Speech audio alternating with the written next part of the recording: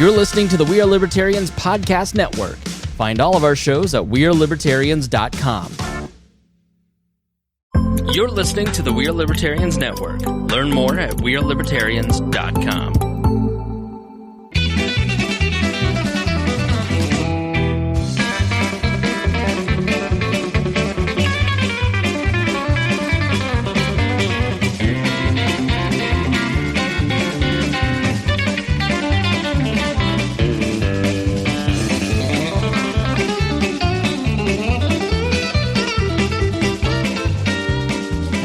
Welcome to the Boss Hog of Liberty podcast. This is episode number 404 of East Antonio's favorite podcast. Jeremiah Morrell, joined by a whole host of characters today. You've got executive video producer, audio engineer, and drone pilot, Zach Burcham. Oh, that stings. Does that hurt? That hurts a little bit. I have another drone. I have another one.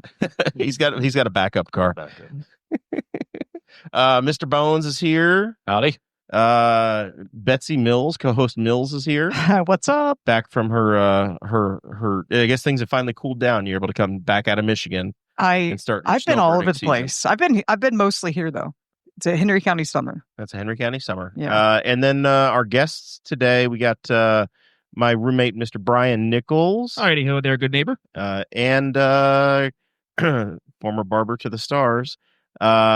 Former Henry County councilman and previous mayor candidate. God only knows what he's doing next. We got Clay Morgan. Welcome. Exactly. He doesn't even know yet. I don't even know. Like God only knows. But he has a list.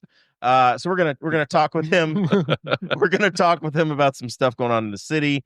Betsy reached out and said, "Hey, I'd like to be a part of that, but I'd also like to talk about the legislative redistricting that's going on across the country and what Indiana's getting ready to try to do or thought about doing." And I just want to talk about bourbon. And Mr. Bones has been on vacation all week, and he brought a bottle of really good bourbon. So, much like when Senator Jeff is here, some people are going to disappear at midpoint of the show. They got to go. Nobody's mad at anybody, but some people have skills that apply and some don't.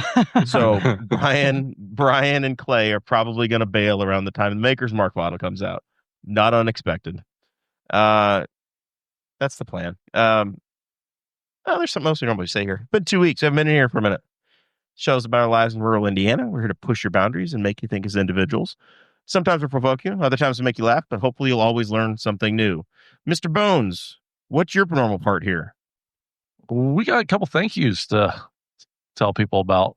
These people make sure the show goes on every day. Gives us air conditioning. Yes. Gives us lights. An internet connection. Hope, dreams. And all we ask is that you kind of consider their businesses and their things when you're in the market for it. Yeah. So if you're in for a new car, go to see Jonathan Phillips at Wetzel Ford in Richmond, Indiana. You need some new sporting outfits for your team. Blake Reese over at Varsity Outfitters. Betsy's got her new Boss Hog t-shirt back there from Varsity. Yep. She's gonna be sporting soon.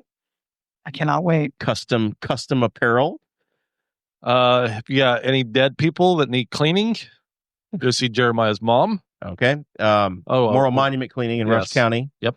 Thank you for the additional descriptor, which I think was necessary. Could have gone a couple different ways, yeah. Yeah. I didn't know your mom specialized in mortuary science. This is the ad she paid for, folks. And then we got Thomas Thomas Oaks over there at Walnut Ridge and RV. If you want a new RV, fifth wheel, pull behind. Travel trailer. Yeah.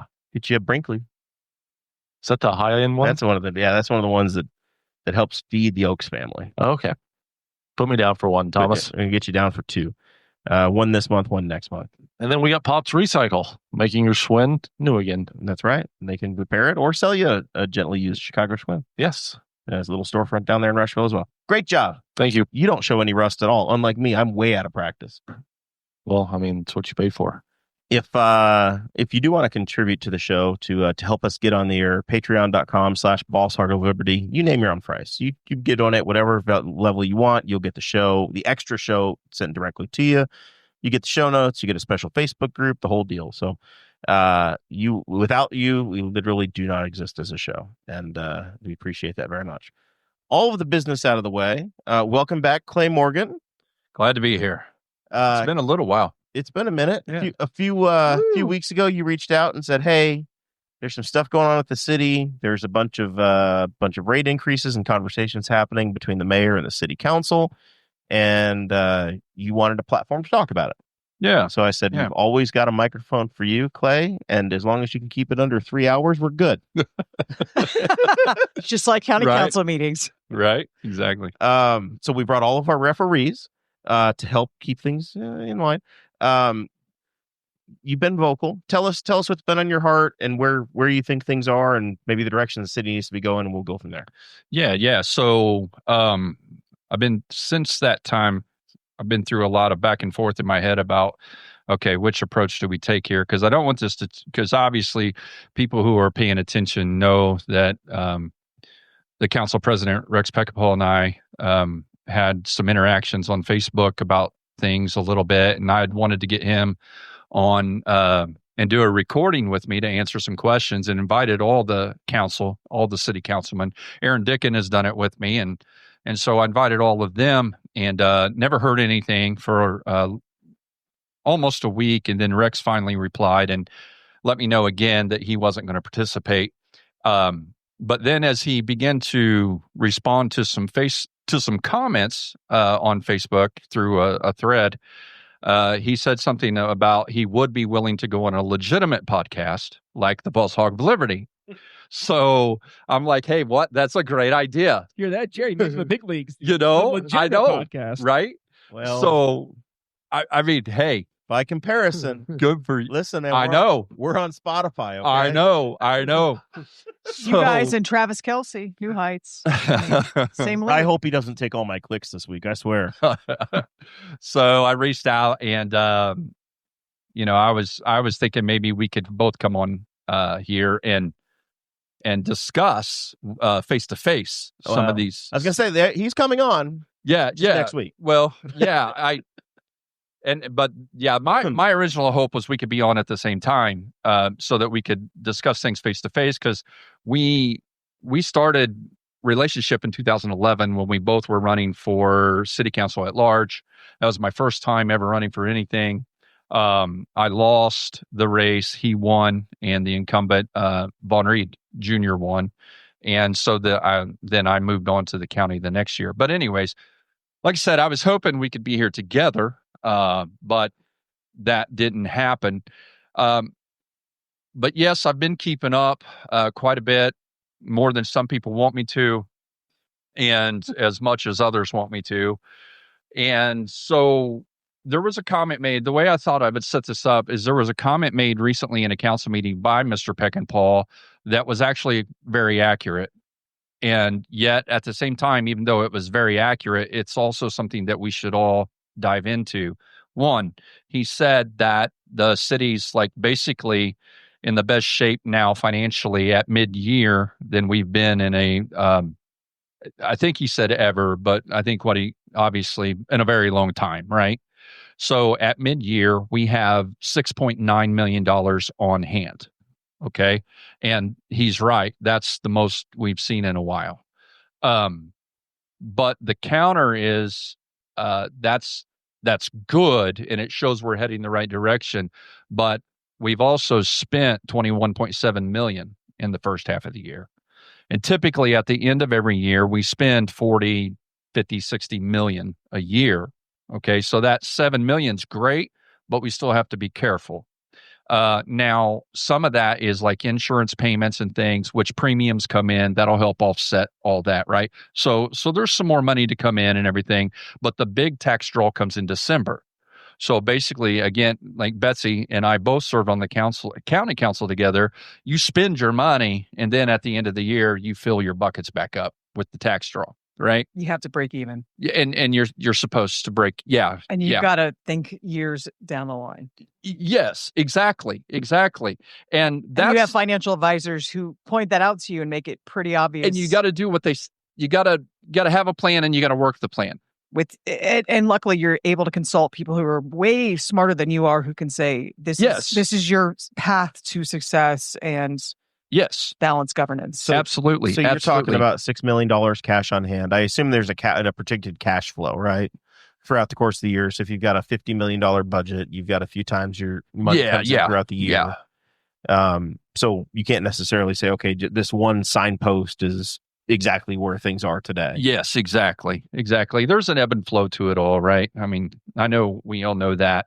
But the other thing he said that I wanted to hit on was, everybody can go back and look at exactly how he put it, but basically kind of hinted around that, we've had some financial strain because, he named some names. They didn't know how much money they had to spend.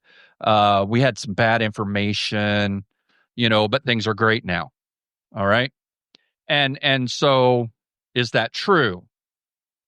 That's really the crux of the whole thing, because again, just stop me, whenever you need to stop me, you know how I am. But in 2023, when I was running for office, I plainly stated the situation of Newcastle's financial issues. And I stated, and you were running, it's important for the audience to hear this part. Yeah. You were running for mayor. The mayor sets the budget for the city.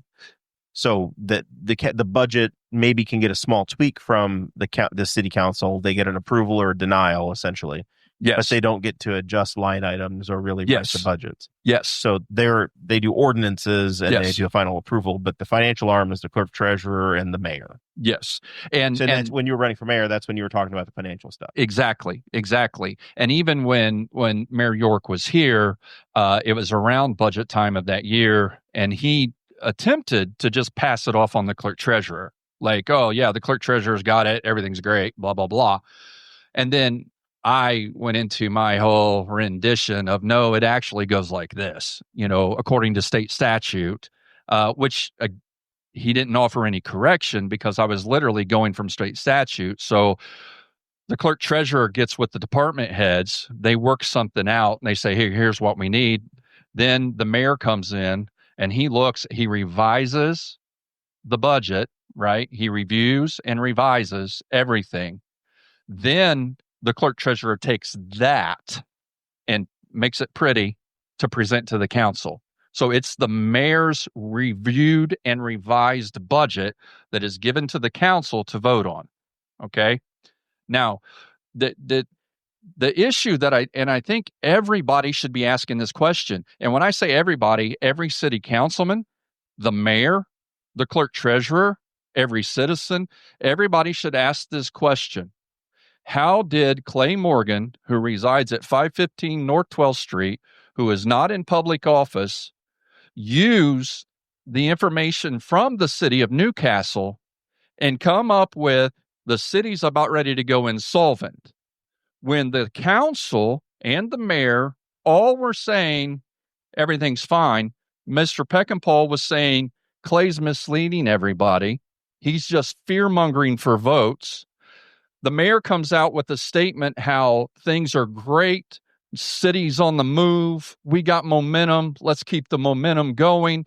Rex Peckinpah comes in behind him. Yeah, that's right, let's keep it going. We really love the city, things are great.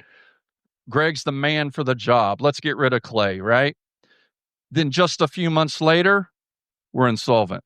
The city borrowed a bunch of money in February. In January, after the election, 2 months later, the city borrows $1 million from the Stormwater Fund to meet payroll obligations. After they gave a raise before the election. They did give a stipend, yes. They gave a raise like the night before the election. The night before the election, which wasn't political. It may or may not have been a coincidence. I do not know. What's that? Yeah. I can't speak to that. I'll say that of all of the things I've witnessed in the 7 years of covering politics on this show, that was the single most shocking. It was kind of humorous. November surprise I've seen. Kind of humorous. And the city workers got a pay increase the night before the elections. Yeah. And then you were borrowing money 60 days later to make payroll. Yeah. From and as they kept arguing about the insurance fund, we borrowed it from ourselves, right? So we borrowed it from Stormwater Fund, but then just a couple more months later, we're borrowing $3.3 million at almost 7% interest over a period of 10 years. And in Mr. Peckinpah's own words, just to pay the bills. Okay. This is just a few months after we were told everything is great.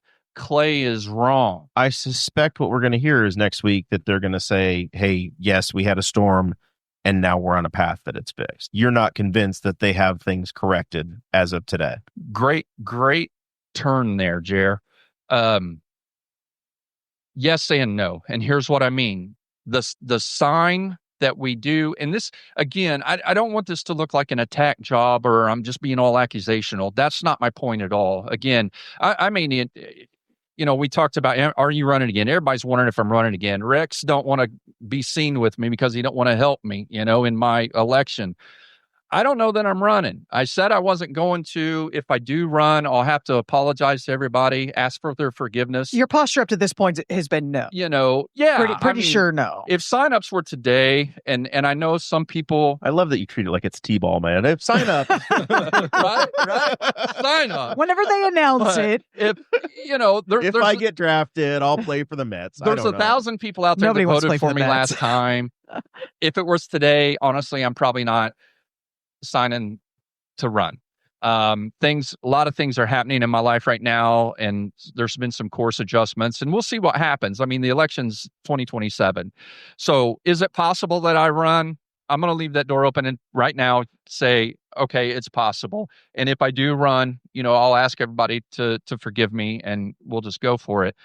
But realistically, and I'll add this part here, but I don't want to forget the segue into where we're at now. But the truth is, Mr. Peckinpah he's been the face of Newcastle for years. He gets more votes than the mayor does, right? Everybody knows who Rex is. We actually got along just fine until the election. Like, we prayed together. Like, we were friends. We hugged in public. And then in 2023, I used his quotes. I mean, it's things he said. That's all I did. I used his quotes. Now all of a sudden I'm a bad guy and I'm just fear mongering and I'm horrible and Greg's the man. And now he don't want nothing to do with me because I'm just doing everything for votes. But I suspect what we're going to hear next week is that he feels like you're trying to create a platform that that's how he feels, and that's why he's not going to want to participate. And if only he was on the show today to actually have that conversation, but I digress. Well, and I know that's how he feels, right? Because he is so. I don't want to speak for him, but the picture I get is he's so concerned about how people feel about him in the public eye, right? Like. He enjoys, he's the face of Newcastle. I mean, everybody knows who he is, right? He's the most popular vote getter. I get that, but he's got to quit worrying so much about what people think and just do what he really feels right in his heart. Now, is he? I don't know. I can't judge a man's heart, right? But I do know what he said. Over the years, he's made it plain himself multiple times how he felt about the mayor here and here and here and here, how he feels about me. He's made it extremely plain. It's out there. It's public. And all I did is use what he said to say, look, even Rex Peckinpah said this. So Can I go ahead, Betsy. Oh, sorry. I'm just going to jump in here. As a former elected official, so I served 5 years on the county council. The view from the cheap seats is very different.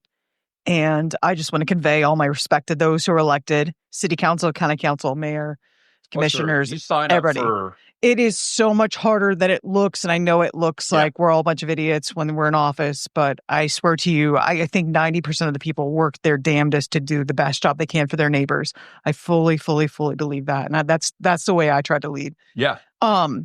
But you're looking what you describe is 2 different mindsets looking at 2 different budgets. Can you compare when we were on county council, when we broke ourselves to rub 2 nickels together and we made insanely difficult decisions to cut people to all sorts of things, cut budgets to break even versus the city council. And I no shame on the city council, any of it. Just I want to hear your perspective between the 2. Yeah. So The city council operates extremely differently than the county council. I know you know that. So where we had more control over the budget, we could adjust the budget against the commissioners. Commissioners say do this, and we're like, Yes, yeah, exactly. we counterbalance. We set the commissioners' they're budget. executive, we're legislative, fiscal. Yeah. So on the city side, when it comes to the budget, the only authority the city council has, and I'm trying to remember and answer your question. So if I don't answer it, let me know. The city council only has the authority to pass the budget, or they can reduce a line item. That's it. So it sounds like the city council is the mayor is front facing with the budget. It's his bag. The mayor whereas has like 90-95% of authority over the budget. And just to clarify for listeners, the difference at the county level is the county council has lead of the budget. Yes. And the commissioners will ask for things, but at the end of the day, it's about the council. Yes. And that's my understanding. The council is Ways and Means, but if you're the city, yes, the mayor is Ways and Means and the executive. Yeah, so and that's why local elections so important. Because literally in a city our size, when you read, and this is one thing Rex said a lot, and he's right, is show me in the statute where the council has authority over X, Y, or Z. He's right. It's the mayor. And that's why he keeps saying, and why he said multiple times over the years, he keeps blaming the mayor for bad decisions. Called the mayor a poor leader. Said he was, but what happened is that once you got close to the election, all of the incumbents tightened up. Thanks for keeping us on track. They tightened up, right? And I don't want to make this about individual personalities. Yes. I want to talk about the policies and what's going on. And I don't either. I really don't, to be honest. But I just wanted to be clear that it may sound like I have no personal issue anymore. Like at first I was really bitter about things. You look good and calm and settled. But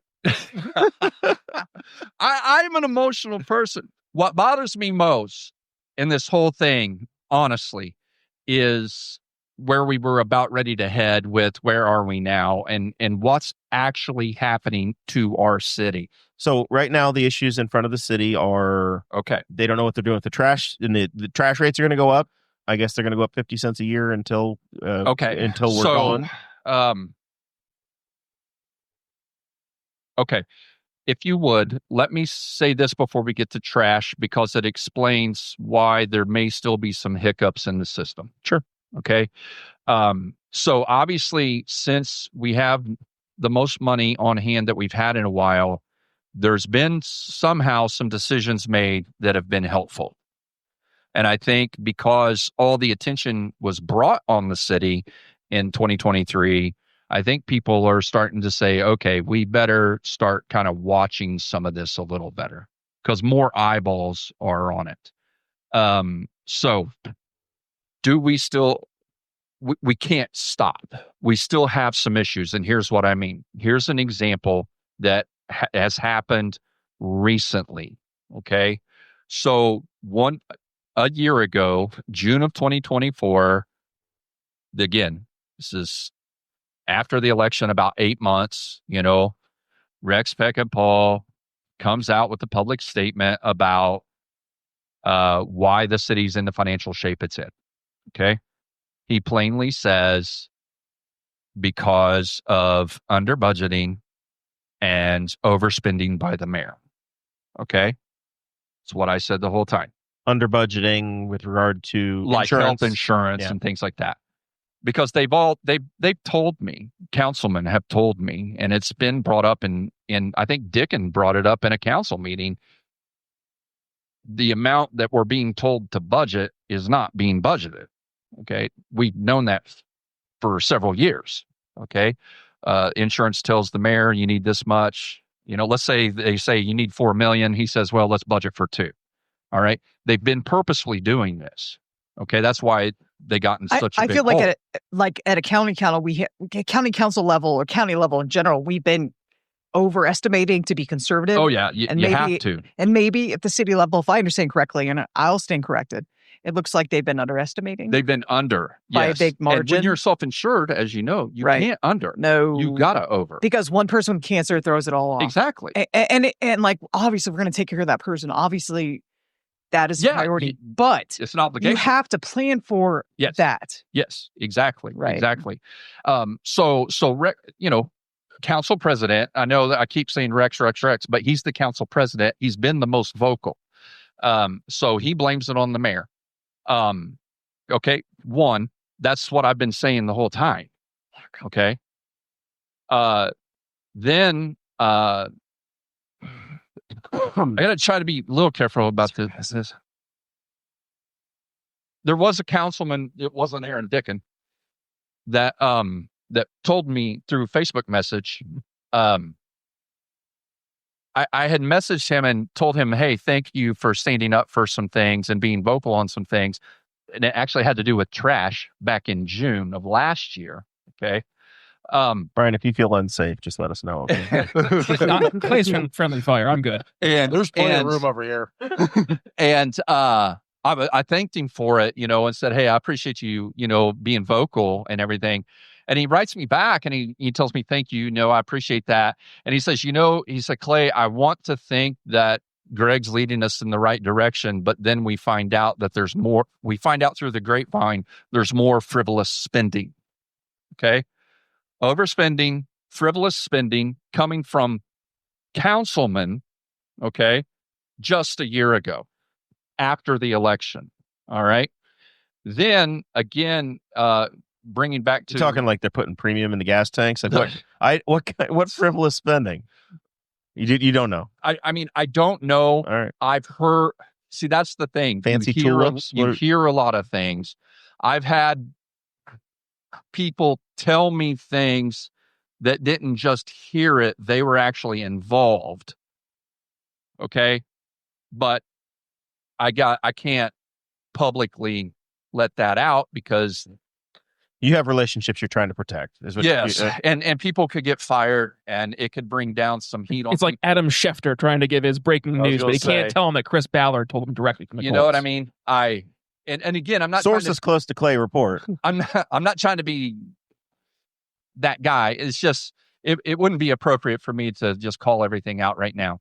But anyways, there are things that I at least believe might include some of that frivolous spending. Okay, so it's registering in my mind, Jer. So just bear with me. So then again, Betsy got so bored she's mopping over here. I don't know what's going on in the council other side president. of the over my ice cup, so I'm very cool. The council president spoke about how they had bad information and they didn't know how much money they had. Okay, that's true. Again, I kept saying it in 2023. I said, we don't have an accurate financial baseline to make financial decisions from. And when you were running for mayor, you said we're going to have to evaluate for a year before you make any major decisions. That was what you were claiming. 100%. And that was my thing. Like everybody, what's your plan? Well, it's hard to make a plan when you don't know what you're working with. So my plan was to get in office and learn where the holes are. Why are we out of whack? And just push the pause button, right? Until we could balance things out. We literally went 2020. We went literally almost a full 2 years with inaccurate fund balances. They did not know the accurate fund balances. Some of the lines were, some of the funds they knew how much cash they had, but they didn't know what was insurance money, what was sewer money, what was payroll money, whatever. So here's for instance, bank account one. Okay, bank account one has about 72, 73 different funds in it. Okay, so if you think about that as the checkbook, you have at the time a negative $9 million balance in health insurance. But yet you still had a couple million in the checkbook because the other funds balance that out. So here's for instance, I tried to think of an easy way to break it down. So let's say you only had two funds. Let's say you had health insurance and general. Health insurance was negative $4 million. but general was positive 9 million. You actually only have 5 in the checkbook, right? Like, that's how they've been doing it. Baker Tilly, the financial advisors, even were at a meeting and said, you've been supplementing fund to fund, which again is what I said all of 2023. They're money shuffling. I knew how that worked. That's how you do it in local government. You shuffle money around. Sometimes you have to. And the county council's done that too, where we're going to go into, forgive me, surveyor's budget line, where we've asked Steve Rust, please, can we shuffle things around for a couple months? You need to borrow it for a few months, and by the end of the year, we'll give it right back to you. And he was always gracious about it. Yeah. It is a team effort sometimes, for sure. But you have to pay it back 100% as quickly as 100%. Yeah. And see, but that's the thing. They function like with that checkbook, right? And whatever bill comes in, they pay it, and it's just going out. I had to. So why is my trash bill going up? Okay. So taxes. Trash. Okay. Betsy's out of office. She can't raise my taxes anymore. No, I loved it. I loved it while I was there. Trying. She did it like 6 times in 2 years. Oh, God. Okay. It makes me sick every time I think about it. Jer, I want to say one thing before we get to trash, and then I promise you the next we'll get to trash. This is like a bad Fox News We're segment. cutting. Yeah, we got to go to commercial. Okay. So, again, this is why, are we doing better? It looks like we're doing better. Are there still issues? I believe there are issues. Okay. So this is where I actually hope even the current city councilman and the mayor I hope they would listen to this and take and use some critical thinking. And anyone who plans to run in 27, listen to what I'm about ready to say. Use some critical thinking, and if they will take the emotion out of it, they'll hear what I'm about ready to say, and they'll be like, yeah, okay, I see what he's talking about. Okay, here's what I mean. It goes back to when they were creating the 2025 budget. Okay, again, election's gone. They're in the first year of their next 4-year term. So we're in,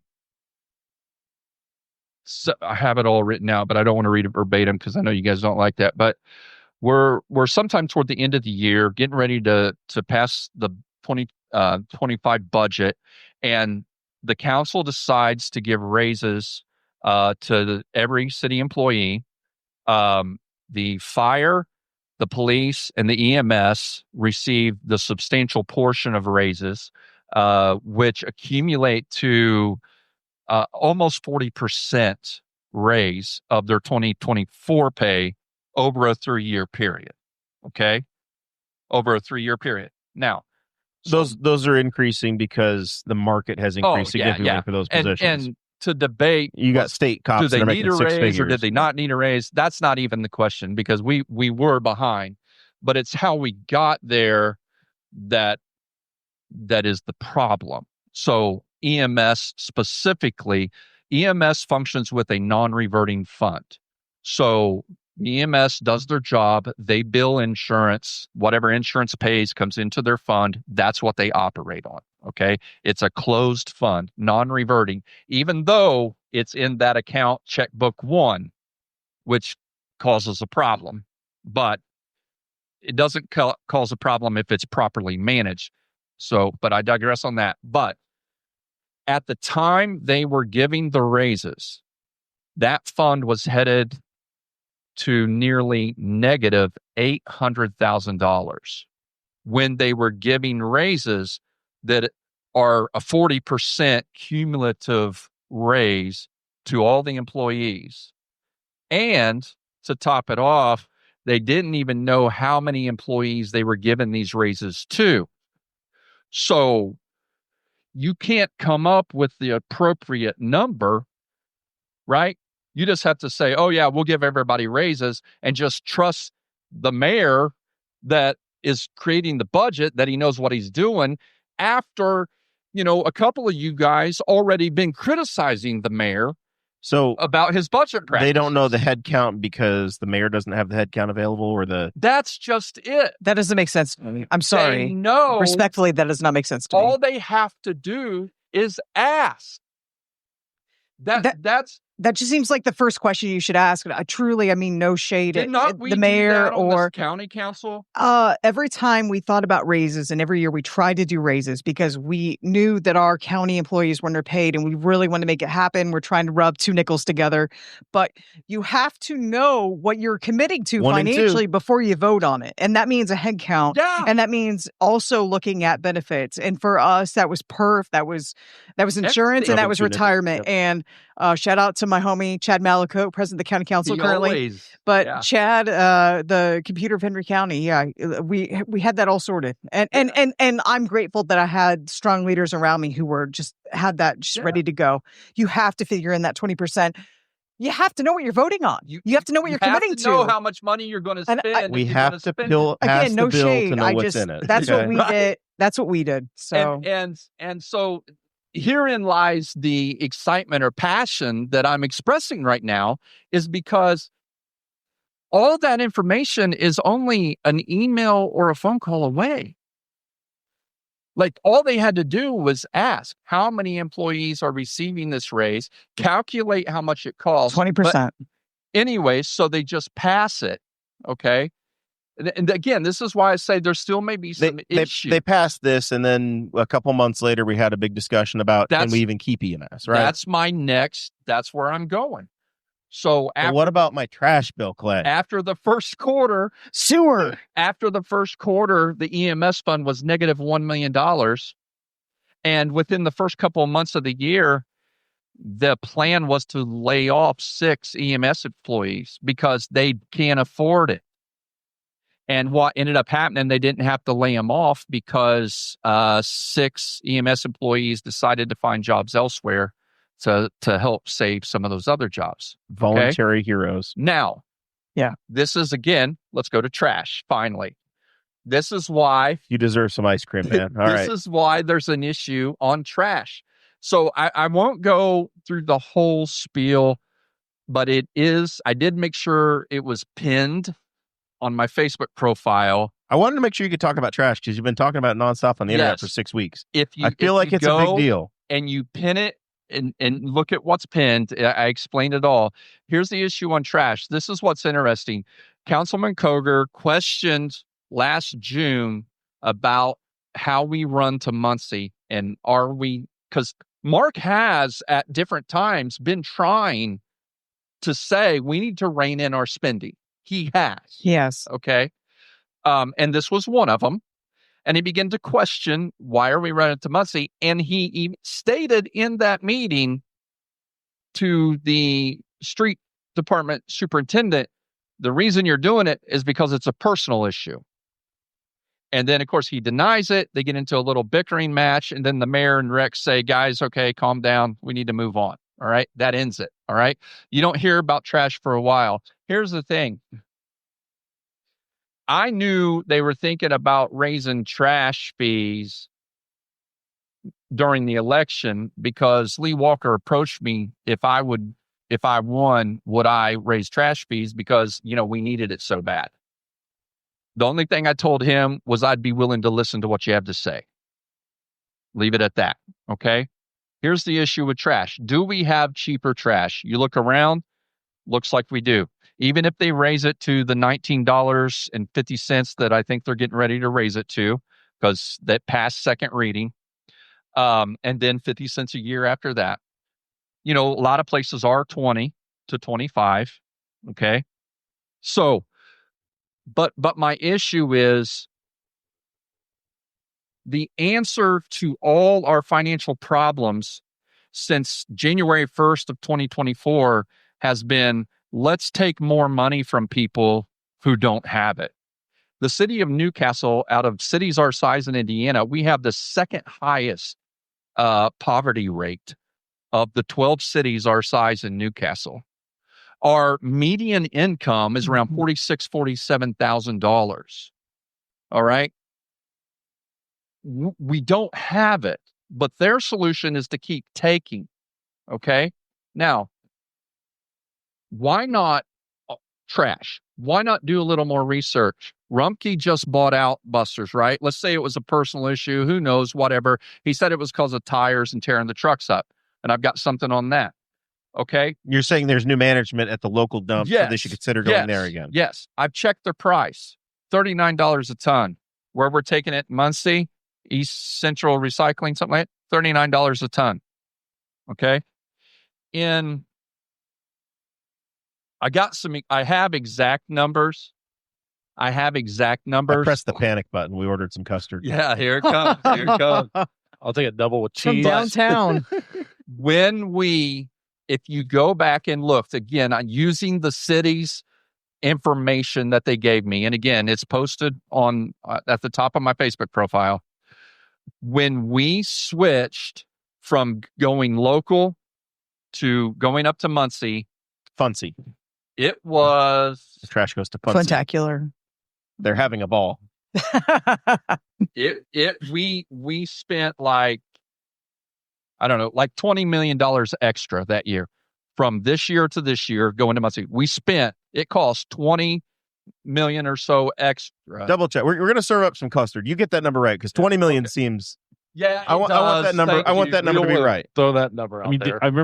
I do remember that. I have missed city council meetings over the summer. The issues they had initially when they went to Muncie were they were claiming they were blowing tires like on a regular basis, and that Muncie gave them a dedicated area to dump their trash without a line, and that at times the local dump would make them wait 30 to 45 minutes because they said, and this is what they said, that the trash trucks literally the turnover was actually quicker going to Muncie than going to the local dump because of how they were.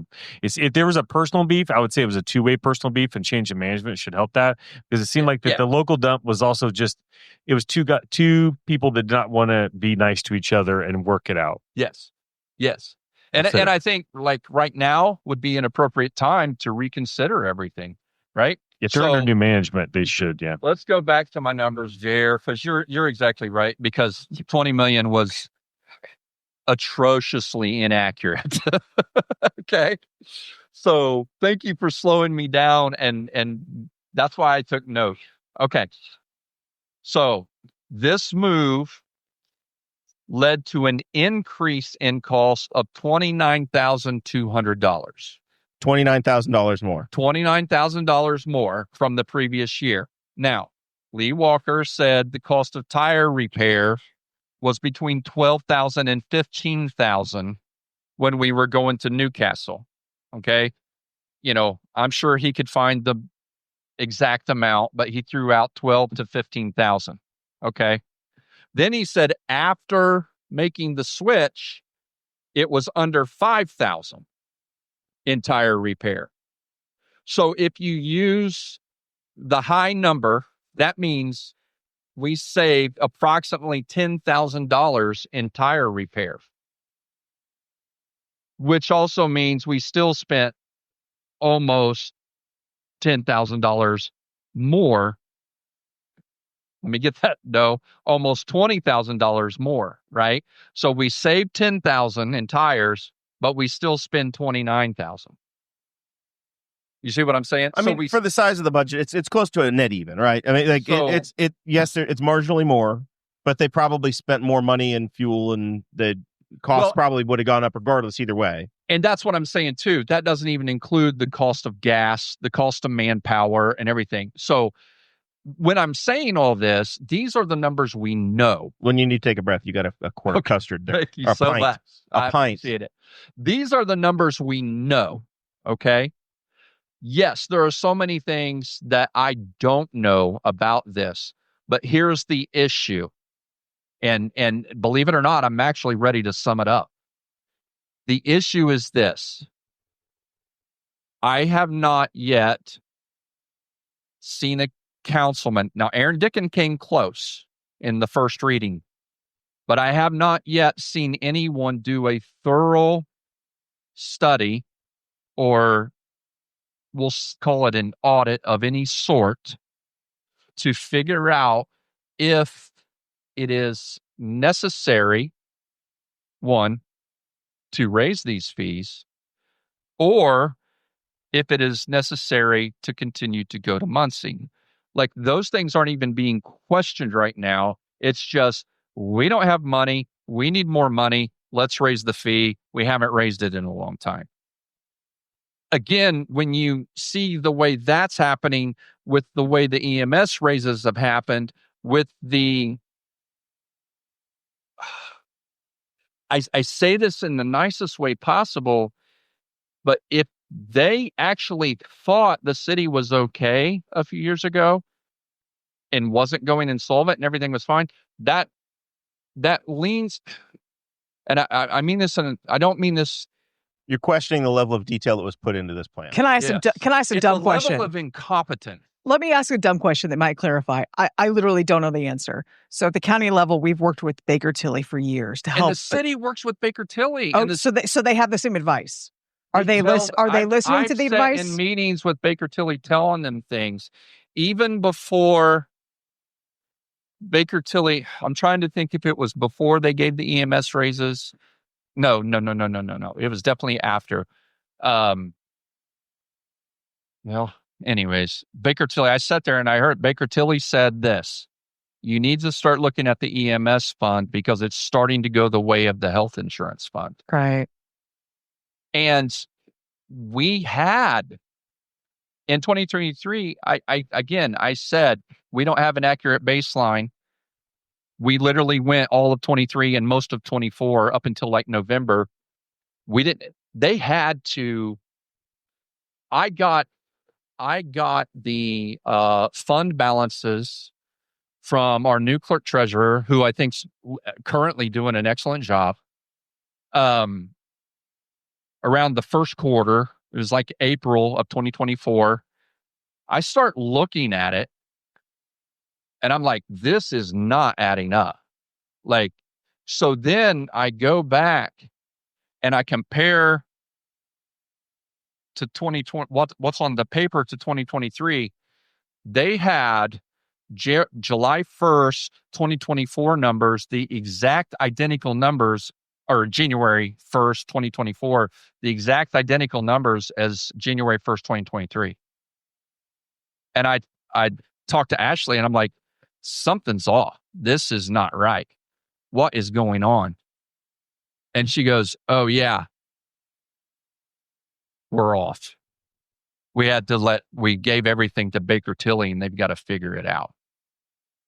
So we went all of 2024, Ashley's first year in office, trying to figure this crap out. So is it sorted now? Are we convinced that it's correct now? It is, according to... because I suspect that yes. State Board of Accounts reviews these things, and at some point they catch it if something's off. And the State Board of Accounts, God bless them, I've spoke to a couple people from the State Board of Accounts personally. I brought up everything that I knew at the time that I brought it up. They concurred with my state. I mean, you can't argue with the numbers. It's the city's own numbers. But then their state, and I said, at what point does the state do something about this? Their statement is, we're only a reporting agency. That's it. If you go back and look at our State Board of Accounts audit reports for several years, and I, believe it or not, I have them here, it specifically says that we lack processes and procedures to prevent inaccuracies. We know this. And this is yet how we've been operating. And everybody says, well, we passed with flying. So there was one council meeting. The mayor said, yeah, we just had our State Board of Accounts report. We passed flying colors. The state board said everything's great. And I just happened to come to the meeting to talk about something. I didn't really prepare to talk about that, but I took my opportunity and I just said, well, actually, the State Board of Accounts report is filled with problems. And I quoted it, and then nobody said anything. I mean, I just get tired of being blown up with a bunch of hot air, like when the numbers are right there. Everything is right there. So do we need to raise trash fees? I don't know. Maybe. Do we need Trojan Lane? I don't know. Maybe. Do we need this? Do we need don't that? Go shutting down another road, man. Do we need to raise water fees? I don't know. Do we need to raise sewage? I mean, I don't know, right? But here's what I do know is we need to quit playing politics and quit worrying about, well, I don't want to be seen with him because, I don't want to, who knows how the election is going to go. Let's get busy and do some work. Like, let's fix the numbers. Because if your finances off, look, you can only do so much with what you have. Look at the roads of our city. We haven't received the community crossings grant. We haven't even applied for 2 years. The last time we applied was the election year. Why? Exactly. It's free money. I spoke. Why? I had lunch. It's a 90%. It's such an easy. It's a gimme. Community crossings is changing totally. It's going forward. It's a different program. Sure, sure. But why not? It's such an easy gimme. It's such an easy win locally. I spoke to a friend of mine who works for an engineering firm. We had lunch together not long ago, and he's talking to me about things because we're talking about water infrastructure. Because under the Biden administration, like it or not, they provided a buttload of money for water infrastructure programs. We're taxing your grandchildren, but you had to go get it. Sure. Right? You had to go get it. We're not getting nothing. Right? The county applied. Oh, did you? Yeah. I mean, I feel like the county applied for everything federally. Well, I know if everybody's doing it, we're going to do it too. That's the thing. At the county level, we did. Yeah. We got what we could try to get. But and we hated it. We're like, we hate this option. But if everybody else is going to do it, we have to do it too. You still got to get the money. We're way behind. This is the now 90-year-old Ron Paul always said that they're taxing you for it. You need to go get your money, right? Yes, absolutely. That's right. Yeah. And we hate it. You're trying to return your money back. We hate it, but it's there. And if we don't take it, we're screwing over our neighbors. Yes, and community crossings. We have to take it. And here's what probably the general public doesn't understand about community crossings. Community crossings is literally your tax money coming back. Exactly right. Exactly right. So when you don't get that money, your tax money is going somewhere else. You fight for every dollar. Yes. And the structure sucks. You're paving those sons of bitches roads down in Connorsville is what you're doing. Yeah. Right? It's very nice roads, by the way. And all over our city, we have orange barrels and hurdles and patches and because things break. And we don't have the money to fix it. I'm good. It's just very hard. We don't have the money to fix it. So I understand that. But let's just admit we have a major problem. Admit we have a cultural problem with the way we function in our government. And let's do the work. Let's get into the data. Let's do the calculations. And let's move things forward. And I feel like I'll say this since Rex is going to be on. It's a possibility, I think, that Rex will run for mayor in 2027. I think he's really wanted to. I think it's in his heart because he's a part of this city. And I think I can understand, maybe he doesn't feel this way, but if I was in his shoes, I would feel like it would be like a historical, nostalgic part of this city, like to be the mayor, right? And I think vote-wise, it's extremely possible that he could end up in that seat. Okay? And to that, I would say go for it, but just quit playing politics, quit being Republican and Democrat, and just look at the numbers, look at where you're at. I'll challenge today and say that it doesn't feel like this has been a Democrat versus Republican thing because I haven't heard a lot of the incumbent Republicans spoken out on this issue. Jared, I'm glad you said that because that makes me really proud of us. Like as a community, like I am a Republican, former vice chair of the county party, Republican Party. Yeah. I feel like we really just want to work together. Democrat, Republican, libertarians. Yeah. I'm just kidding. I'm just kidding. We love our libertarians, but seriously, like we live here. We want to improve our community. Yeah. We want to work together. We're all neighbors. We love each other. We understand we all in the same place.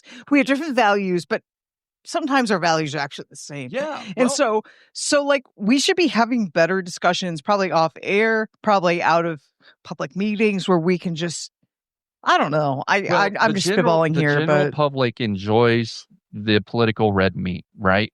And they want Democrats versus Republicans. And, I hate that. It's like, look, this is not a Democrat or Republican problem. Yeah. This is black and white.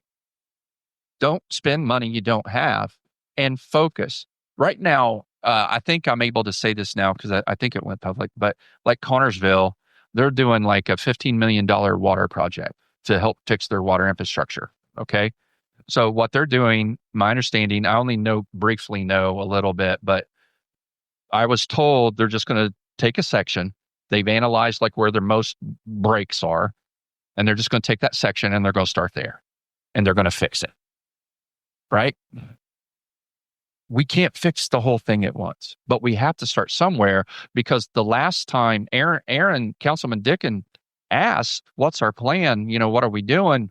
And the mayor explained the situation. And honestly, you can go back and look. The mayor's explanation of his plan is because, Aaron said, where do we start? And the mayor talked about, we have so many water main breaks, whenever it breaks, that's where we start.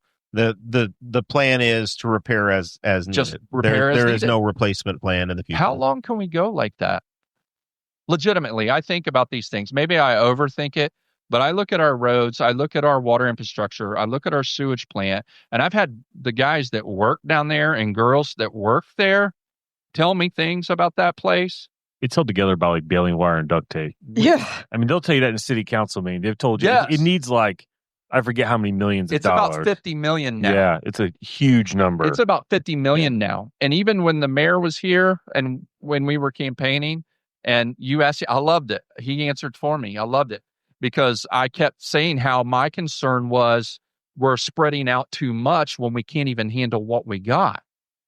And then the mayor was talking about how great everything is and we have all this capacity, right? Well, if you have a 10-gallon aquarium, it has the capacity of 10 gallons of water, but if it has a crack at halfway, you can't hold 10 gallons of water, right? So maybe we have some capacity, but it doesn't mean we can go to capacity, right? And then you said, well, what's broke? What needs fixed? And he sat right here and he goes, well, all of it. Yes, all of it. Now, literally, again, maybe I'm over analytical and thinking too deep. I don't think I am. But someday, that's going to break. I mean, literally, how long can we continue to run with these pipes and this system until something takes place? And I understand we can't fix it all at once, but you got to start somewhere. Yeah. And just 10,000 foot view, like, I'm saying this and I don't have the power anymore, but I kind of wish there was a legal mechanism that the councils could collaborate together and like and Mayor York and the commissioners, everybody, like the elected leadership of Henry County, Newcastle and countywide. If we can't, because of open door, because of all these reasons, but if we could just take a afternoon and sit with our budgets and try to help each other to plan for the future of the county. It is not legally possible, but my God, might it be fruitful?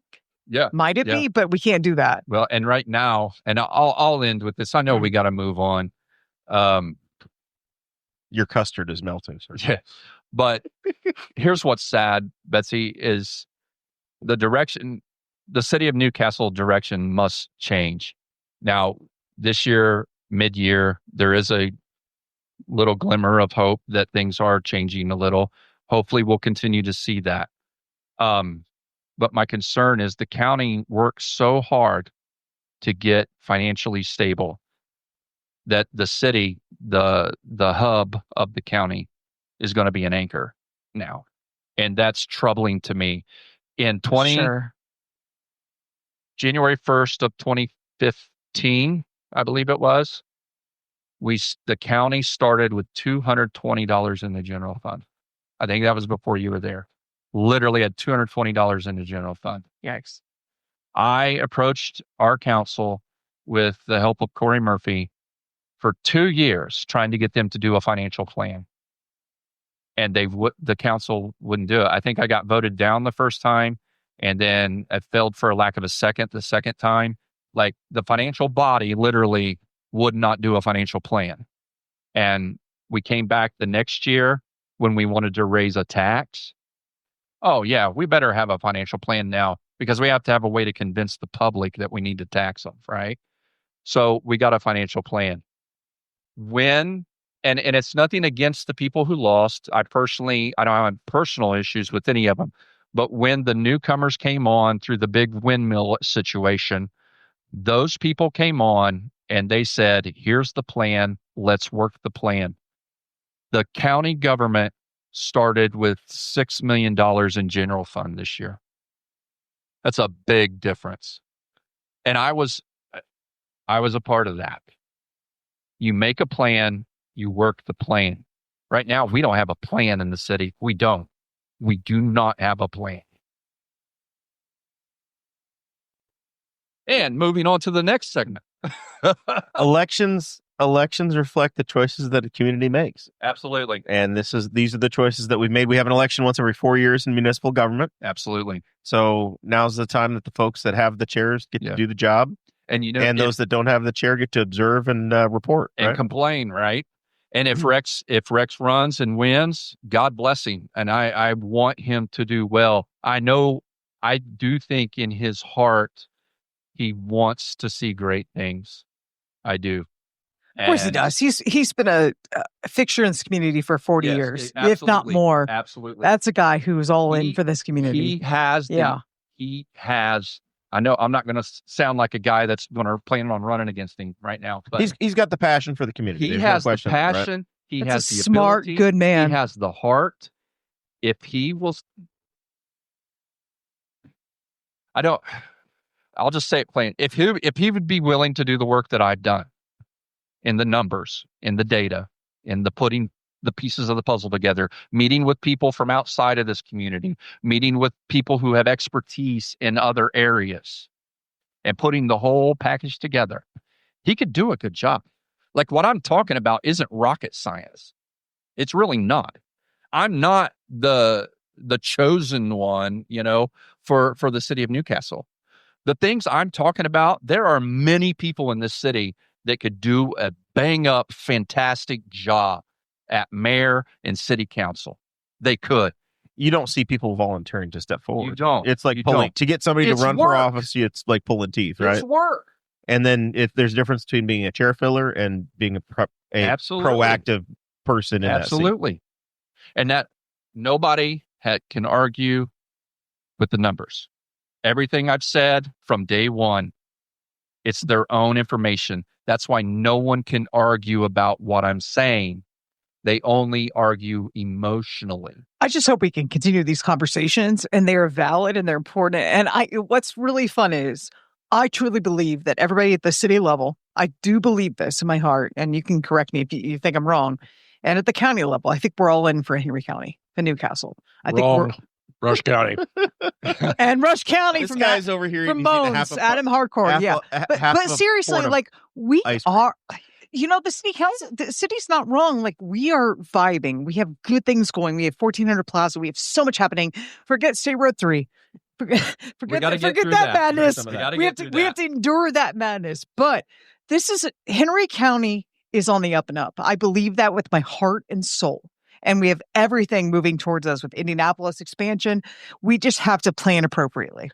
Yes, I believe we have good people in place, or we have some great residents that need to step up into certain positions, because I do not believe that some of the placeholders now, unless they change the way they operate, are going to take us into the future in a good way. And by forward thinking, I don't mean Democrat thinking. I don't mean any sort of partisan thinking, except for Aaron Dick. And I'll take his thinking any day, every day of the week. But like literally, like we are blessed. I think we've been managed pretty well. And we're sort of at a crossroads in my mind. Like we are so on the cusp of greatness. We really are. You look at Greenfield. We're so close that Newcastle is the second Greenfield. Brian, you got to. How do we manage? I want to hear from you on this, but you got to sell some of this on with happiness, right? Let's go. It can't be doom and gloom. There's got to be set this guy up. hey, there's problems, but there's also a solution, right? You can't just pull together, Brian. Pull together. The shitter plant's in trouble. Oh well, raise your taxes. Exactly. Yeah, and that's the thing, right? Like this is why this conversation is so important. And I actually think you're right, Betsy. It's not a matter of Republican or Democrat, but it's a matter of thinking outside of the box versus what has been status quo, right? And I think what we're going to see, especially as younger voters, the millennials and inevitably the Gen Zers are going to start moving into these roles, we're going to see more out of the box thinking versus kind of doing this just traditional, like, go along to get along, not having a plan, right? And there's going to be challenges, of course, but I think one thing that we could see is, for example, like really trying to enable like business relationships to help fund some of this stuff, right? Whether it's, like naming rights on the trash trucks or just like little things that you could start to do that are just different. Trash shipping trash space. Exactly. Trash shipping trash space. But at the end of the day, too, there is a lot. The Weenie World clarifier. Ooh, I like that. There's a lot, though, to look forward to. There's a lot of positivity that we can build around. It requires, though, hard choices. And I think one of the easier choices is to stop trying to tax the citizen every nickel and dime you can to try to make ends meet. That requires hard choices for the politicians, and in this case, those who became elected officials. Like, it's one thing to politic, it's another thing to actually govern. And governing requires tough choices. But with that, I think, one of the positives, again, going forward is trying to think of new innovative solutions. And there's tons. I mean, think of all the things that the internet and now AI have been able to enable for different ways of thinking. Like, I think we should encourage out of the box thinking. I mean, modernize some of our technology we have here. My wife complains constantly about trying to pay our bills for water and sewer and such because the website is from 1997. So there are things we can absolutely invest in that might cost a little bit in the beginning, but are going to have way more, opportunity for us to do better. Brian, the bill comes in the mail. You get your checkbook out. Oh my God. God. Fill out the check. I'm allergic to that. You write on the envelope, put the sticker on the envelope, you walk back outside, you put it in the thing. Bills are paid. I don't know what the problem Just imagine if there's a QR code on there. Could you imagine if we just put a QR code, you could pay your bill with a QR code? Like how much easier that'd be? All I do is I log into my bank website. Yeah, because I say, hey, look, I used 57 units of water this month. Send in the $600. Jared, why do you have the Olympic pool in your backyard? You should listen to Patreon. He's got a pool. Pool. He's got a lazy. He's definitely got a lazy river. You get the tea. There is, I think it's Lawrence, Indiana, Lawrenceburg. Anyways, they're east side of Indy or south. One is real close to Cincinnati. Clay, big difference there, bro. Let's figure it out. No. Yeah, but what I'm talking about is website capabilities. Like their website, you can literally go on at any time, as long as the past month's expended paperwork has been done. Mm-hmm. You can go on, like right now it's August. We could go on and look at the end of July fund balances of every single balance in that city. Okay. Right online with a couple clicks. Nerd alert. It's that easy. All right. That easy. Betsy. And then you're not surprised when your EMS is $1 million in the hole. You got a raise before on the council. Betsy, you wanted to talk about redistricting. Yeah. So this is a really interesting discussion. The last couple of weeks, President Trump has said, hey, let's consider redistricting mid-decade. 5 years ago, we sorted this out. It was ugly. Every time we have a census, we reapportion. Yeah, we do. And so the president instructed us to do that. He wants to do it for political reasons because generally incumbents lose seats in midterm. We're going to lose our asses in the midterm. And by our asses, I mean I'm a Republican. That's what's going to happen probably. So there's a 5-seat majority right now for the Republicans. Yeah, it's just what happens. So the president, the vice president, every incumbent except for George Bush, right? It's just what happens. Like it's just water's wet. So we're being asked to consider that. And I, as a student of democracy, I'm also a strong Republican, former vice chair of the county, former vice chair of the Young Republicans of Indiana, former county council, whatever. I'm a Republican. I may not look like it, but here we are. I think this is a bad idea. for democracy. I just think relitigating this mid-decade is a terrible idea. I think that in Indiana, we have 9 congressional seats. Republicans hold 7. And Democrats have 2. It'd be really hard to carve the other 2 out, right? Hell that's yeah, the yeah. It is. You would have to gerrymander an unbelievable number. It's already ugly, and I just think we in this state we are sitting pretty, and to relitigate unnecessarily. It's not like the Republicans need to get a supermajority in the House because they already have that. They don't need Democrats to show up. I think there's 6 senators in Indiana that are literally of our state Senate. Like this tape, there's many people in this room as the Democrat. They don't even have to call ahead to Texas third house. They just show up and get a tape. I just think this is a really bad idea, and I'm not going to push them together. I'm not the only one. Jim Lucas, Senator Jim Lucas, North Vernon. He's been on the Jackson County. Yeah. So he's like Bologna, represents Bologna. He said why I am a hard no, and basically just this is not this is not serve our constituents. And also I'll cite Danny Lopez, who is from the outer burbs of Indianapolis, works for the Pacers, young and upcoming, really promising guy. I don't know him, but we have a lot of mutuals. But I'll just quote him. I've heard from several folks, and I want to be clear. I am a hard no on potential efforts. Just a few years ago, our General Assembly undertook the complex redistricting process based on up-to-date census data. I don't know how you can justify redistricting now, midstream. We haven't had a massive population shift in Indiana, right? It's not like we got a ton more people into Carmel necessarily. It's on the margins, but nothing out of the ordinary that causes a massive redistricting. I think we're fine. Other states, Texas, I don't know their stepped stories. Forward and said they wanted to do it, and much like when Indiana, I think it was when Right to Work was happening, Zach, the Democratic members of the General Assembly went to Illinois because they're a safe haven for Democrat legislators that are hiding from their state police. Ours went there. I don't know, 8 years ago, whatever it was. Now that's what's happened with all of the House members in the Texas General Assembly have gone and found microphones, and they're making their point. This is a national wave that's happening, but when it's like a recoiling of a spring, right? Texas is doing this. Well, Texas can try to jam a bunch of extra Republican seats in. The governor of California, right, Brian? Your buddy Gavin Newsom.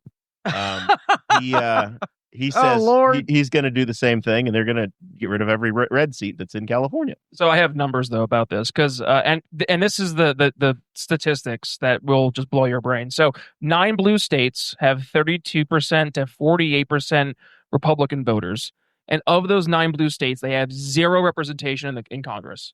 Okay, California, Illinois, New York, Maryland, New Jersey, and Oregon have 34% to 46% GOP numbers. So just here's some of these numbers. Oregon, 41% Republican. Only one of their 6 seats is a Republican.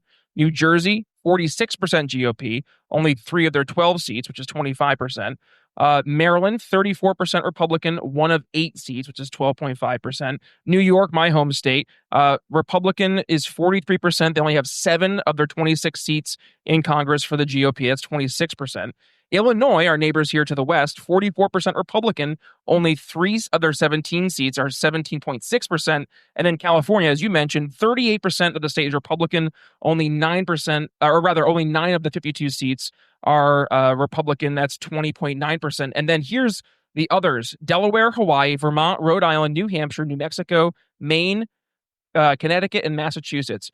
All of them have between 36 and 48% Republican, and they have 0 representation in Congress. So for the GOP. So it's not a matter of, and I agree right now, Betsy, you're right.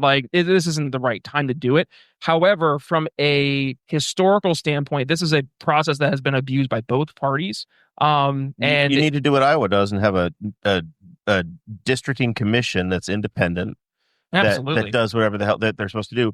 Todd Rokita, who has turned into a hell of a story as our attorney general, but when he was our secretary of state, he was very competent, and he had a rethink redistricting plan that asked for exactly that. Mm-hmm. He said, hey, let's take the politics out of it. let's not use the General Assembly to pick winners and losers. Keep communities of interest together. Yep. And let's have truly balanced and appropriate district maps that aren't drawn by the politicians. You shouldn't pick your voters, right? Mm-hmm. Absolutely. But what we're going to see, unfortunately, and this has been the increased politicization of our governing process, is that the more that we move forward as both teams start to go back and forth, it becomes less a doing the right thing and more of I have to do this before you do it to me. And that's basically what's happening right now. If you go back actually to the 2020 census, the numbers are actually very shocking when you look at the 2020 census, because a lot of Democratic states actually received far more congressional seats than they should have been afforded to. That's right. California, Gavin Newsom, who's screaming up a storm right now online. Let's take a critical look at you, good sir. And that's the part right there is like, I mean, there were, if you were to go through, I think the numbers would have changed so much, Jer, that Trump wouldn't have had to win any of the battleground states in the 2020 election if they had been accounted properly, and he would have still won. I'm sorry, it was 2024. Excuse me. He would have still won the election because he would have had so much representation in the Electoral College, because the numbers would have been accurately reflected in the apportionment. So you look at how... So you're questioning the validity of the 2020 census? Oh, not just questioning the validity of the 2020 census. The Census Bureau has come out and have stated that the numbers are incorrect. If they had actually gone through and properly apportioned those numbers, it would have not only changed the Electoral College count vastly in favor of Trump, but we would have actually seen right now the Congress be vastly more Republican because of the shifting of the apportionment for the districts, because all your congressional districts are based on the population of your states. That's why we've seen as Florida and Texas have continued to grow as states. They have grown. They add seats. And then their electoral count. So it's always, +2, your U.S. senators, or your extra 2, and then the rest are your congressional districts. So that's why my home state of New York has lost, I think, between 6 and 8 seats over the past 10, 15 years, because as people start to leave New York State because of the draconian left policies that push businesses and people away. I mean, there's a reason I don't live there, right? You see what happens is that people start to move out of those states. Now, all of a sudden, those big blue states start to lose numbers. So now they're losing apportionment. But what they do, and this is exactly what happened, was that as you have 20 plus illegal immigrants cross the border between 2020, actually, it was a total. It was 2018 to 2023. The numbers they looked at was 20 million people across the border just in the 2 to 3 years before the census. That had gone so much that it had given artificial boosts in population counts to predominantly blue states, like the aforementioned California. Is this why the Speedway Slammer is going to have extra people in it in Indiana, so we get more votes? We can only hope, Jer. But no, putting them all in Republican states. But this is like a very fundamental issue, because, and I don't mean to pick on from a national perspective, more of the Democrats, but you hear like this, claim of we have to protect our democracy.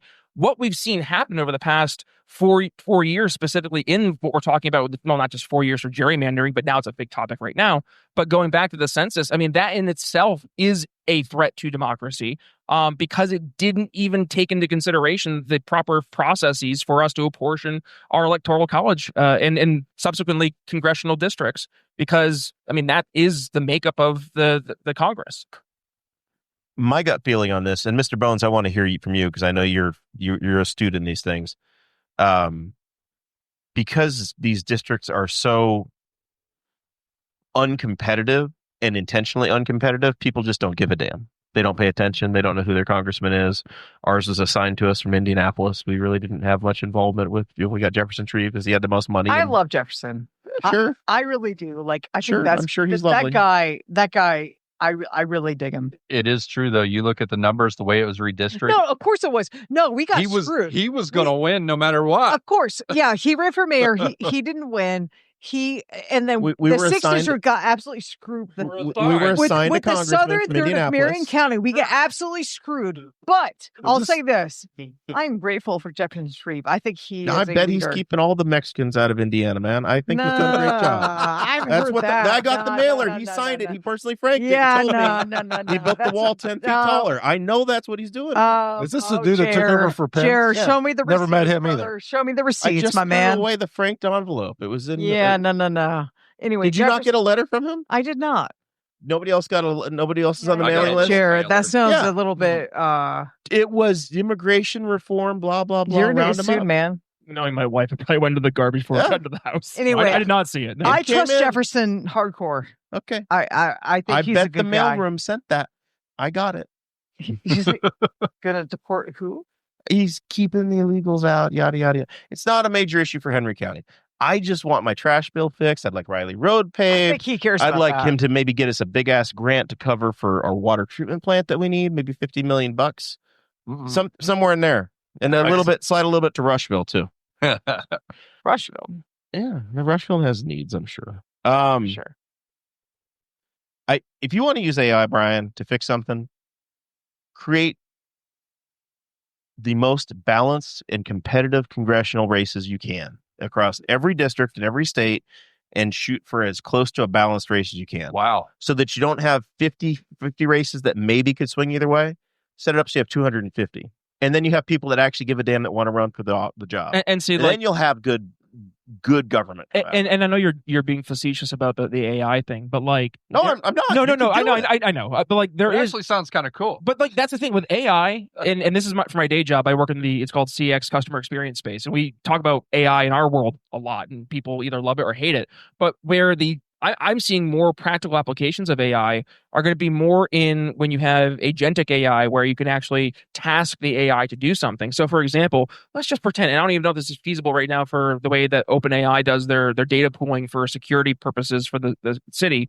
But let's just say it was possible for the city to leverage agentic AI. They could start to have the AI pay attention to every single fund, right? And start to go through and have like triggers, like when it gets to certain thresholds, to start putting certain things in place, like warnings to the mayor, or like there's so many things you can do with AI. Because the beauty of AI is that it has the ability to look at massive data sets and to be able to extrapolate patterns that we just never will see, right? And like some of the use cases that are coming out are insane. Like, you ever heard of those ads on podcasts for a thing called Lumen? You blow into it, it tells you your metabolic health and stuff like on a daily basis. So what they're looking at is if you could take the data from Lumen. We get different ads. Mine are only about bourbon. That's fair. And apparently, what was it? Washing dead people. For your mom. Yeah, there you go. So good like, callback. Thank you. Let's say you were to take all that Lumen data and you were able to remove the PII for the personal identifiable information, and you just were having data, right?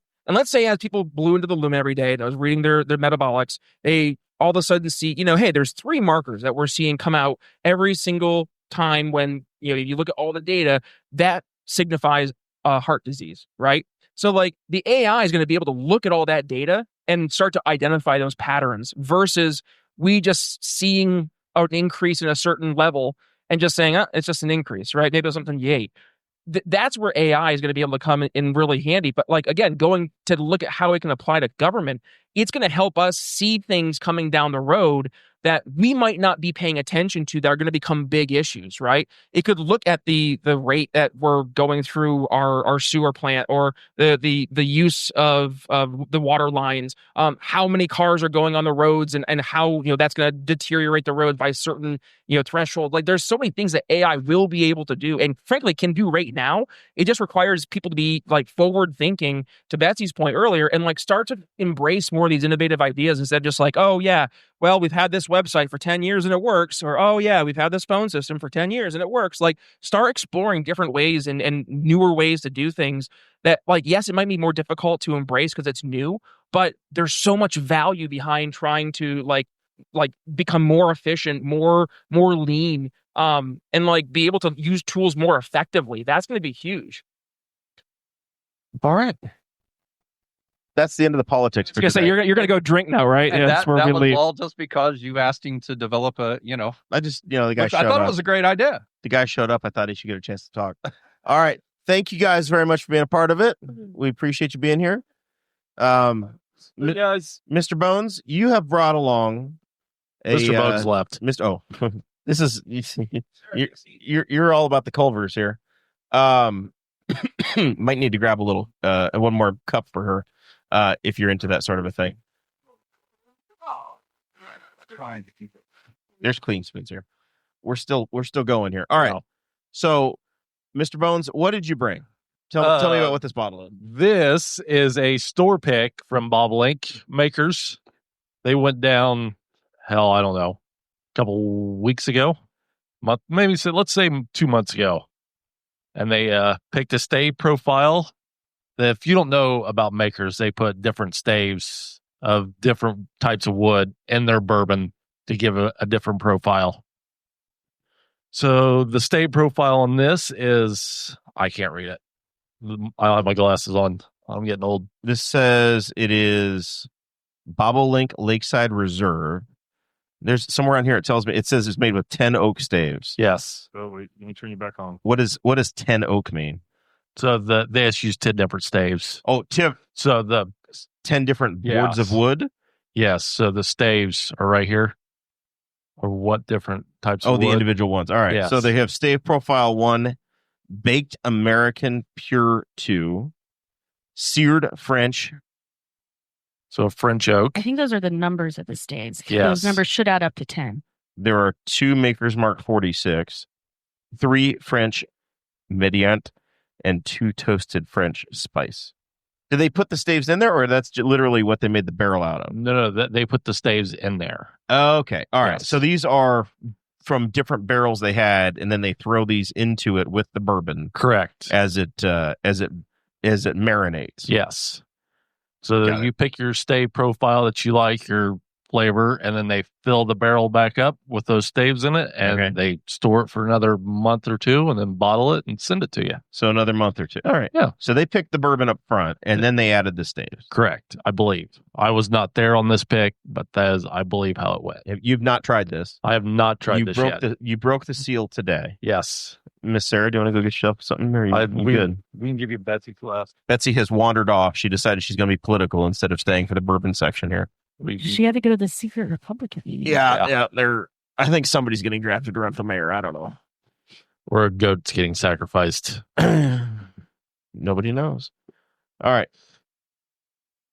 Just in case a guy wanted to know, a bottle like this, Jim Beam is like $28. So I assume this is somewhere more than that. This would be more than that. This would be, I think Bobolink has a for sale at $70. All right. It's not as bad as I thought it was going to be. No. So this is a somewhat reasonable thing. And Yes. this is on the shelf if I went to Bobolink in Rushville or Bobolink another Rushville. local Bobolink location. Correct. I could theoretically find this thing. Yes. Maker's Mark, Zach, is hand dipped. That's their thing, is they hand dip it in wax. So they all have this unique wax. So Makers is probably the 4th biggest whiskey in the world. You got Jack, Jim, probably Makers, and maybe a Johnny Walker. This is as is consistently my complaint with you. This is rocket fuel. It's really not that bad, Jared. 112 proof. It's more than my 90 in Buffalo Trace. 56% alcohol by volume. Doesn't drink that hot. It really doesn't. Mm-mm. That's nice. But it is a weeder, so you like that. You get the Kentucky hug the first time, right? You try it. You got to try it again. A slight hug, yeah. And this is like a one-arm side hug. I'm getting a little buttery note off of here. I haven't got that one yet. You got apple. I don't know. It's like a caramel corn kind of. I get nothing notable from me other than warmth. Maybe a little bit like a cinnamon or a Christmas spice or something. That's it. Like you get the apple that you're talking about, though. I'm starting to get the buttery note you have. I like this. This is good. They did well on this. Zach, can you I didn't know that they did this.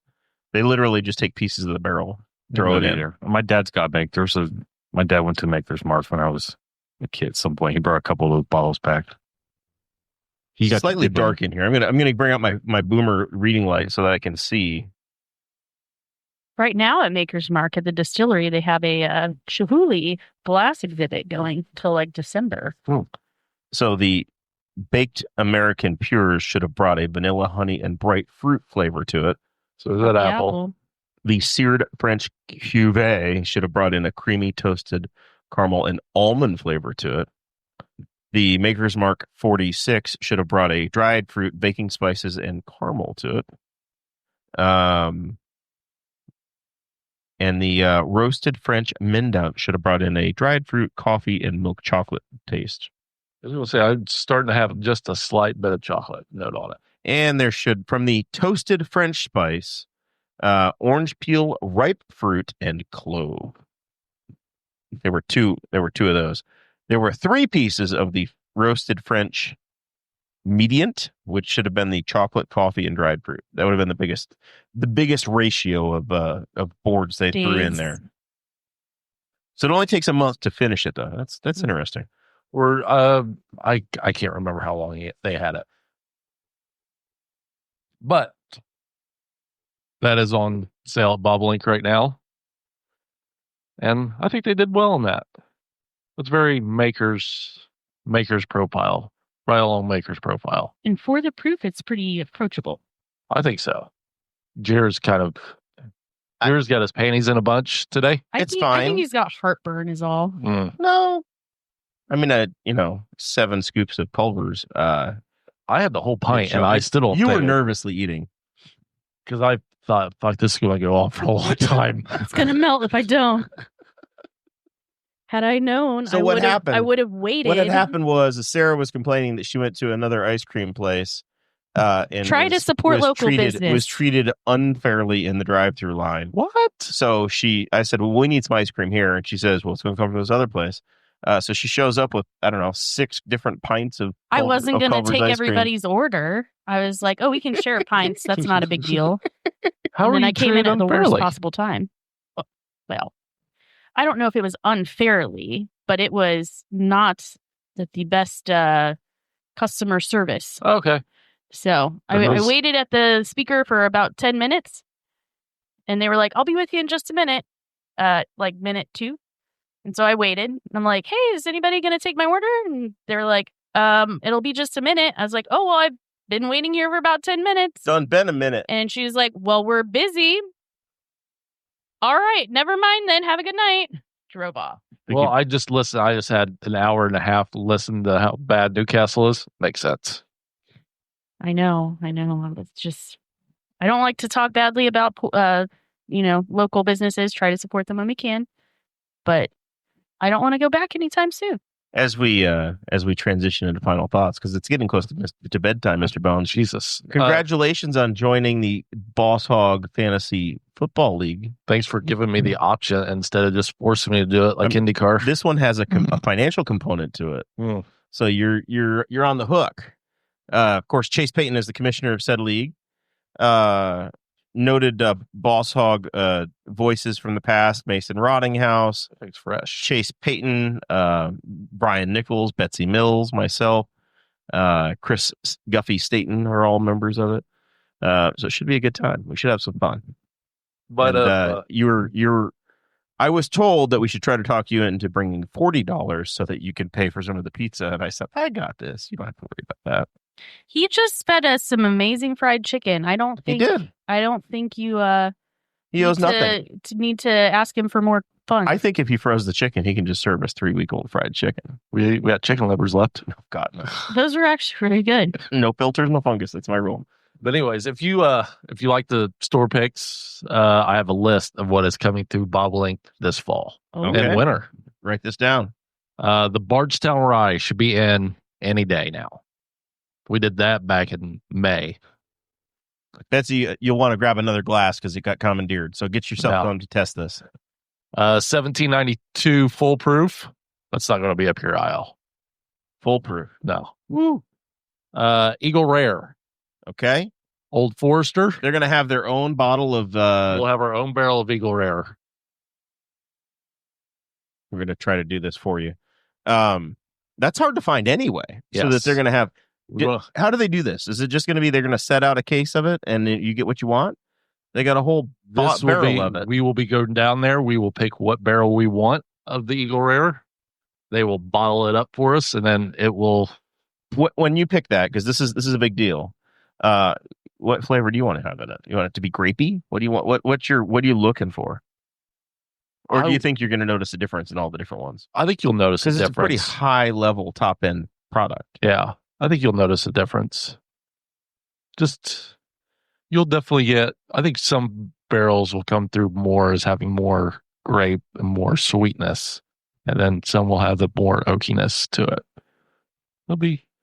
You'll be surprised at how 3 different barrels can change very drastically. I want the sweet berry one. I was pleasantly surprised by the Four Roses single barrels, how different some of those can taste. I believe there's 10 different recipes. I know. Eagle River's only at the one, but yeah. Just different barrels. So yes. It's just where they locate them at. Yeah. Yeah. Old Forester we have. They're going to go do that. Jeppa Creed wheat. So have you heard Jeppa Creed? I've been there. Right there on I-64, just outside of Shelbyville, Kentucky. Is it the red wheat or is it a different kind? I don't know I can't tell you that right now. Elijah Craig barrel.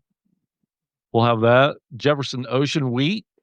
Oh. We're hitting you wheaters right in the nose. Zach, do you know what a Jefferson Ocean is? No, I have no idea. This is a gimmick. These people take bourbon, and to age it, they put it on a ship and send it out to sea and let it go age on the water. And they act like because it's moving around on a ship, it makes it better. It's like Jimmy Buffett. Yeah. Parrot head bourbon. Most of them taste like salt. Why would we sell more? Hate to see. The one I've tried, I did not care for the record. Is it because they're too cheap to like own land? No, it's a Do they have to pay gimmick. Taxes on it while it's out at sea? You know, if it's in Kentucky, they have to pay taxes on it. If it's out to sea, it's just in no man's land, right? Well, I guess you'd have to pay someone taxes on it. Well, it's a good question. That may be why the gimmick became a gimmick. I bet it's a way to save some money on not paying taxes. Because you're paying tax every year that barrel sits I bet it's a pain. I bet that it would be a pain now because I listened to a podcast where a guy had a car that had issues here. It was an expensive Italian car, so he shipped parts of it back to Italy to be rebuilt, and they were trying to tariff him bringing his own parts back because they were so aggressive on trying to collect the tariffs that they did. He's like, but it's my part. I didn't buy it there. It's like, so I bet that would be a mess right now to bring stuff through ports because they're trying to figure out what to tariff. This country was founded on whiskey rebellion. Yeah. What else? Mattingly, if you remember the first bottle I brought in ever on the show. So they go down there. They make JW in Mattingly. Yes. See, look at that. I know things. So they'll be doing 3 different picks of those, 3 different bottles, and then a rabbit hole down there in downtown Louisville. Yes, and a tequila barrel. Giddy up. Yeah, a whole tequila barrel. Y'all going to Cabo? I wish. That'd be fun. Do a little Mexican pick. That's a lot of fun. Well, thank you for the effort you've gone to with that. Welcome. This is the first one, and we expect many, many more of these are going to come running through here. They will all come through here. Definitely looking forward to as long as we get it before Christmas. That's right.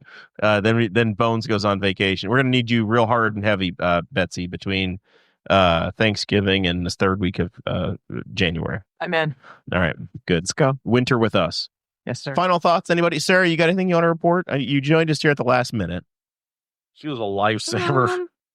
I think the only thing I can report at this time is that just treat your neighbors well. That's all. Be kind. Is there something I should know? Rewind. No. Somebody run over our foot. I thought our dog ran away for a second tonight. Turns out he was just being a jerk. He was just mad. He was angry we cleaned his. That's so relatable. Oh, got Lord. The trifecta. Before we left the house, the dog got his ear washed. Which dog? Which dog? At the lab. The lab. He got his ears washed. He got a heartworm pill. And he got his medication for his fleas and ticks. He's got a dusty spot on the top of his back now because he was outside and it hasn't rained in a while. And it's like an oil-based flea. God bless you guys. Like, we've got a couple dogs who are a handful. Yeah. We love them with our lives. He's a rescue. Ours are too. One was from a rescue. The other showed up at our farm 3 years ago, starving and dead. She's a 80-pound pit bull right now. There you go. Mr. Zach, final thoughts? Find my drone. Find his drone. Where's the drone?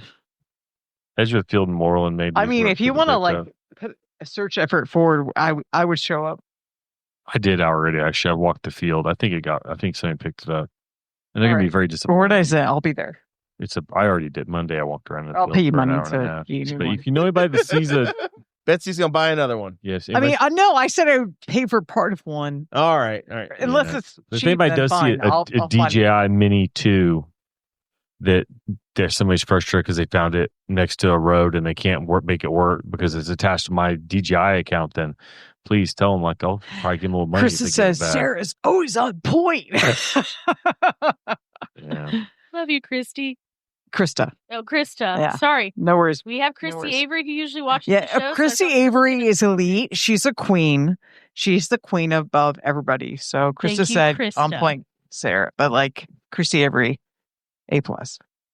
Anything else from you, Betsy? It was a good conversation tonight. We appreciate you being part of it. No, I'm sorry. I departed. I was just talking to Clay about... You had the sidewalk meeting. The secret Republican meeting. A secret Republican meeting. The goat got sacrificed. Clay was a really good colleague on the county council, and I respect him deeply. Like, I know his heart is pure. Like, I don't know. I'm rooting for Henry County hardcore. Like, the heart of my soul is, what do we do to advance the cause of this county? Newcastle, Henry County, Muncie, Newcastle, Knightstown, Moreland, Silver Springs, House Summit, all of it. Like, let's freaking go. Blunsville, yes. Thank you, brother.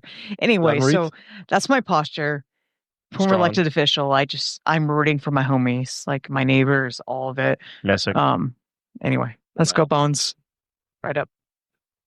Milroy. Or not Milroy.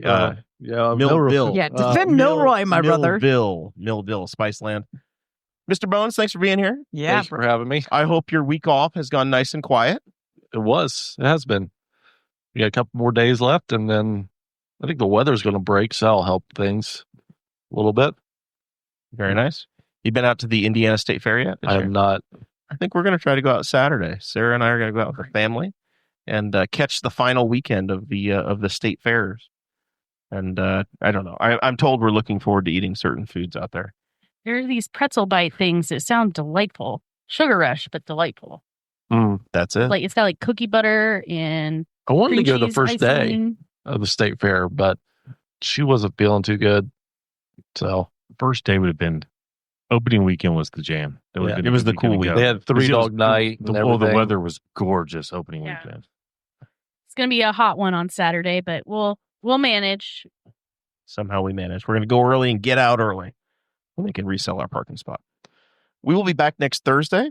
I think this is a really good conversation. This show was a little bit different in planning, where we had 3 distinct segments, but I think it was fun. Hopefully the audience appreciated all of them. And if not, that's why there's a fast forward button. You can find the segment that suits your interests.